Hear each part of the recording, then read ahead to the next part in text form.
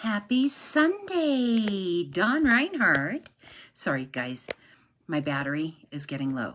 Let me get this plugged in here for just a second. There we go. Now I'm all set up. Happy Sunday and happy Halloween to everybody. It's so great to be back. I hope everybody is having a wonderful Sunday so far. And we are here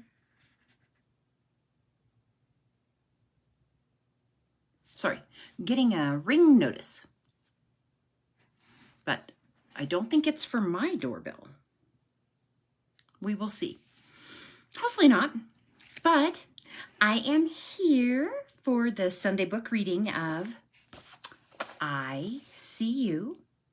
This is a wonderful book written by an author named Julie Lee. And every Sunday we have been going through every chapter, and today will be chapter 14. Holy moly, we are getting through this book. And hi, Laura, thank you for joining. I hope you're feeling better today, my friend. I sure do. All right, well, let's get started. All right, chapter 14, boundaries. If empathy without boundaries is self-destruction, then empathy with boundaries is compassion. That was written by wellnesslabsandclinics.com. As an educator and a parent, one of the most important things I've learned is that kids need structure.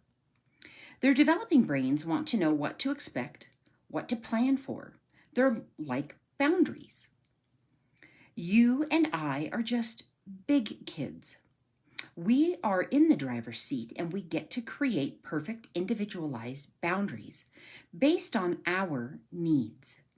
Life isn't quite as simple as it was in second grade, but we have grown more complex along with it. And boy, have we. Go back to second grade, could you imagine? Holy moly. So, what's a boundary? A boundary is a way of marking our limits. Boundaries can be spoken. For example, I set a boundary with my kids when I say, if you hit me, you will go on a timeout.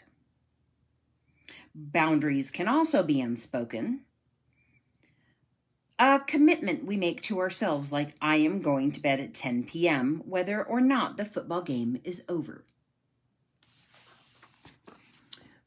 How do we set up boundaries? Well, there are many step-by-step guides on how to set up boundaries, but I like this 3-step plan. Hi, Jessica. Thank you for joining. So, how do we set up boundaries? Okay. There are many step-by-step, I just started that sentence back over, sorry.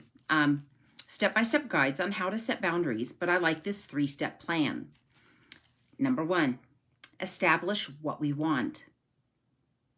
Number 2, communicate what we want. Hi, Teresa. Thank you for joining. It was wonderful talking to you earlier, sweetie. Okay, so after communicating what we want, number 3, honor what we want. For example, I spend a lot of the day answering emails for work long after my 8-hour shift. I know that people value my timely responses, but my home life is suffering because when I am there, I am distracted by messages from work. Establishing what I want right now would be I want to be more present when I come home for work. Communicating what I want. I tell my coworkers that I will be happy to answer their emails during my normal work hours from 8 to 5. And at 5 p.m., I will not be checking email for the rest of the evening. Honoring what I want. At 5 p.m., I turn off my work email and I don't check it until 8 o'clock the next morning. Setting up boundaries can be hard. We can talk about that after if anybody wants to. Okay, the purpose. Boundaries are similar to a physical fence. Two main reasons to install a fence are to increase the value and safety of the property. The purpose of the boundary is no different. Boundaries improve our relationships and keep us safe. Boundaries are compassionate. Boundaries are a way of demonstrating compassion in a relationship. They keep the connection healthy and trustworthy because everybody knows what to expect. Brené Brown says, compassionate people ask for what they need. They say no when they need to, and they say yes when they mean it. They are compassionate because their boundaries keep them out of resentment. Sometimes a boundary is as simple as the word no. I have a friend who is a great example of how to keep relationships strong by saying no when she needs to. Not too long ago, I texted her, "Hey, want to have a girls' night?" She responded honestly, "Tonight doesn't work. My husband and I need some alone time to hang out and be together." Why is saying no to a friend compassionate? You ask. It gives us confidence in our relationship because when the other person says yes, we know they mean it. And it's true, we do know they mean it. Our relationships are more meaningful when we trust the other person is telling the truth. When my friend compliments me, I believe her, and I feel 2 inches taller. Keeping healthy boundaries gets easier as we see our relationships blossom because of it. We can invite people into our lives who aren't afraid of boundaries. We can trust them. If we ask them for a favor, they will say no if they cannot do it. They won't do it because they feel obligated and then resent us. The best relationships we have include respect for each other's boundaries. Instead of second-guessing the other, we can spend our energy connecting. Hello, Shirley. Thank you for joining. So boundaries keeping us out of the hole. When my therapist told me that she tried not to think about me on the weekend, it hurt. I didn't want to feel alone. It scared me to think that she went on living while I was stuck in the bottom of this hole. I wanted someone to be with me in my turmoil, to know what it felt like. But she taught me that nobody can help you if they get down in the hole, because then they themselves can't get back out. The hole is the place where you live when you don't have hope. So, let's not go down to the hole. It's a bad place.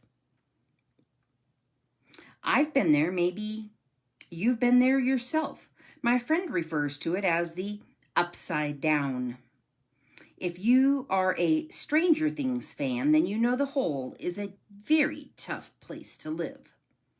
And when someone is in the hole, for whatever reason it may be, it is hard for them to see a way out. It's hard to believe that the sun still shines because they cannot see the light from way down there. They look all around, and all they see is darkness. They wonder if it will all crumble down on top of them, and maybe they won't make it out alive. Wise allies know they cannot get in the hole with the person they are helping. If my therapist were to get in the hole with me, she explained, it would be of no use to her in there. We run the risk of getting in the hole with someone when, in an effort to save them, we don't take care of ourselves. When I found out Amy was dying from cancer, I cried every day for weeks. That grieving was important, but after a few weeks, my grieving began to turn from meaningful to destructive. I felt the pull of the hole. When I woke up, I didn't want to get out of bed and do my normal routine of exercise. I wanted to pull the covers over my head and stay there all day long. I started to question the purpose of life and lack the motivation to hope. What kept me from slipping back into the hole? What kept me from slipping into the hole? The forethought that my sister and her family were going to need my help. I would not be any help to them if I was in the hole. So I set up boundaries for myself that kept me mentally healthy, which included getting out of bed and exercising. Different circumstances can push people in the hole. What affects you negatively might not affect me the same way. A few years ago, my husband and I were watching a movie at a theater. When it finished, my husband turned to ask me how I liked the film, to find me weeping and pushing off a panic attack. In shock, we both realized that what had been an interesting story to him proved to be a trigger experience for me. We have to know ourselves to stay on solid ground. Knowing yourself, off subject from the book, is key. Take time every day to listen to your body, because it does tell you what it needs. Just telling you. Just telling you. Okay?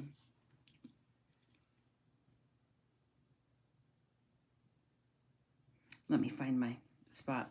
The best place for us to help someone out of the hole is at the very tip top of it. At the top of the hole, we can listen, empathize, and most importantly, just sit there, right?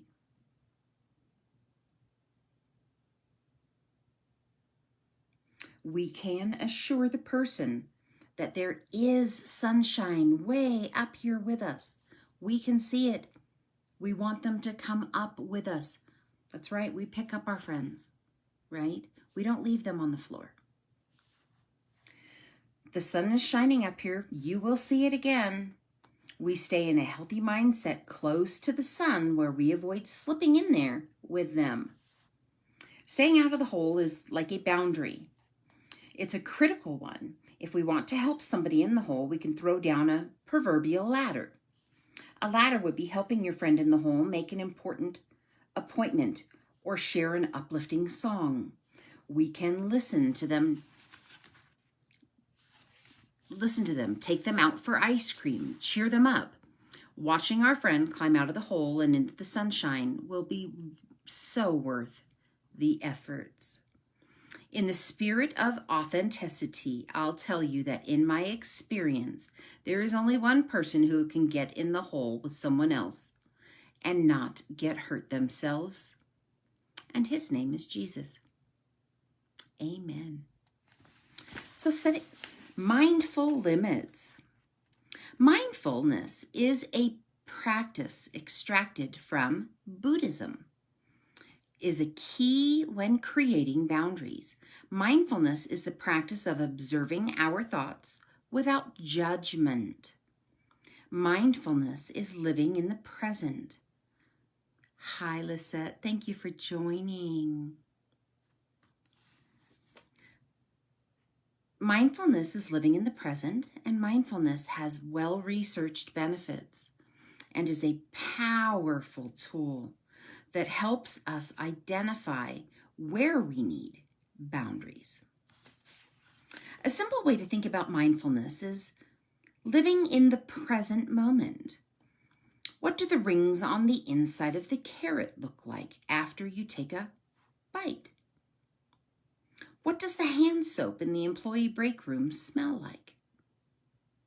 What noises do you hear from the trees? We can watch our thoughts like clouds drifting in the sky.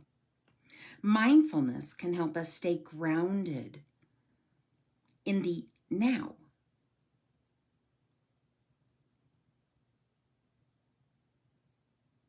Oops, no, I just lost my space. Which is the only place we can improve. Grounding in the now helped my friend comfort his child during a dangerous situation and set up a necessary boundary. One afternoon, my friend attempted to cross a busy street with his 7-year-old daughter. As he looked left and right at the intersection, his daughter stepped into the road towards the oncoming traffic. Terrified, he pulled in front of her from the street and set her on the sidewalk. He shook her shoulders and reprimanded her. She trembled, and her eyes grew big. Her father's anger scared her. Because he had been learning to be mindful, he stopped himself, realized the fearful thoughts were dictating his behavior. He pulled his daughter into a hug and said, "I am so sorry. I am not mad at you. I was simply terrified that I almost lost you." Observing his thoughts helped him recognize the fear beneath his anger and where he needed to set up a boundary. Boundaries instead of fixing people.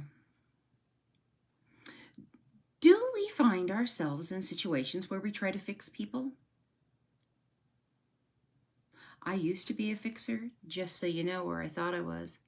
Not no more. Not no more. It's not good for me. So, do we convince ourselves that if we work harder, we can fix them? The problem with this thought is, first, it's not true. Nobody can force somebody else to change. Instead, we can end up feeling fatigued, stressed. Second, other people's feelings are not our responsibility. Amen. Third, nobody likes how it feels when someone is trying to fix them. It's a bad recipe for a nurturing connection. When we feel bad for someone who's in a hard situation, we can redirect our focus, and instead of draining our energy supply by trying to fix them, we can look at ourselves and determine, what can we offer? What can we offer? Okay. We can show them compassion, we connect with them, and we keep boundaries where we need them. We all need to remind ourselves that a therapist once reminded me, "Julie, you can't fix other people. That's not your job. There is only one person in the world that can do that, and you aren't him." She was right. I'm not Jesus, and neither are you. So here's the bottom line. Boundaries strengthen relationships and keep us safe as we help others. We can mindfully set limits which keep us from slipping into the hole and trying to fix people.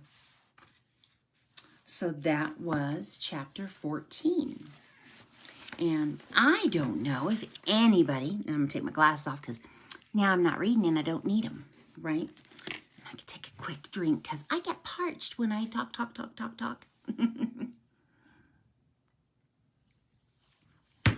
Boundaries are so important. They are. And yes, Lisette, absolutely. They are essential in all of our relationships. They keep us safe. They keep our friends and our family safe, right? So that when they fall down, because come on, everybody slips into a hole. It happens. We can all slip into holes. I do. I did recently. Took me a little bit to pull myself back up, but I do it. Why? Because I'm not staying down there. I'm not staying down there. Life goes on, right? So I pick myself back up. And, you know, the last thing I would want is a friend down there with me. It's not a pretty place to be, right? It's not. So boundaries are respectful, and they do enhance and strengthen relationships as well as keeping us safe. They do. And that's part of what I think we need to arrive at, right? To truly have the connections with people that we're looking for, right? Because part of becoming compassionate person and learning how to create boundaries that are healthy to keep you safe and, everybody else safe. The connections we establish are life-saving. And I mean that. I can't tell you how many times somebody has saved me. And it really could have just been a friend reaching out saying, gosh, I haven't seen you online. Are you okay? Right? That was somebody that noticed a pattern was different. And with COVID and all of the things that have happened, right? Isolating us, making us be our own universe, has made having relationships more complicated. And as COVID normalizes, as it is, it's there, it's going to stay there, and life goes on, right? People are getting up, going back to work. Those that are willing to work. Don't know what's wrong with those that aren't. That's a whole nother subject, right? Yeah, I think I will talk about that on Thursday's Thoughts with Dawn.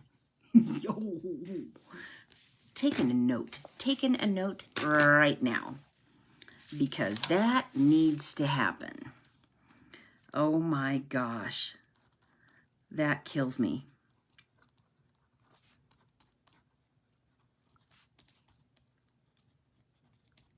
Okay, I got that. When I hit something, I'm like, whew, got to do it. And I don't know who on here is going to be on at 7 o'clock tonight. Oh, politics. Something. It's something crappy. And I am going to talk about that on Thursday. I'm going to do it. Oh my gosh. Crazy. Absolutely crazy. And sweetie, do I owe you more information on the coffee? I could not remember. I've been really swamped and busy around this house trying to keep it up and running. And it's going pretty well. But I got a little behind on my laundry again. But it's only one load. Not bad, right? One load. So tonight I am going to put my clothes up. And, boundaries, when we don't set them, and saying no is hard, right? Saying no is complicated, but it really is okay to say it. That doesn't work for me. I'm sorry. I like being able to say sorry. I even established that for work. No, I can't work this weekend. Right? Because I know my body and I knew I needed rest. So I am learning to use my voice to, project out my boundaries. And it's good, right? It is. So I'm going to go to Instant Messenger, Lisette, because I think I do owe you information. Silly, silly me. And reminder, guys, 7 p.m. Mountain. Letters to ourselves. Yep, our 20-year-old selves. I wrote mine, and it's about a page and a half. I don't think it'll take long to read, but I would love to have all of you guys on it. Just a letter to your 20-year-old self. What would you say? And the more the merrier. Let's bring it on. I love you guys. Seriously. Thank you for staying tuned for the book. Gosh, we are getting so close to, let me see, chapter 15, and I think we have to get to 21. Look at that. We are almost done. Holy moly. And I can't wait to tell you guys about the next book for Sundays. I really think you guys are going to like it. I'm trying to pick books that have helped me grow, right? That have inspired me and changed me. So my hope is I can help you guys. Also, boundaries mean safety, power, and strength, and help us not slip down the rabbit hole. Thank you, Shirley. Absolutely true. Absolutely true. All right, guys, that's it for now. I am going to run and go have some dinner before the next 7 p.m. I absolutely love you. Thank you always, always, always. And please, from the bottom of my pea-picking heart, please stay happy, healthy, and safe. Until I see you guys again, all right? Mwah. No transfer. It is that good. All right. Love you guys.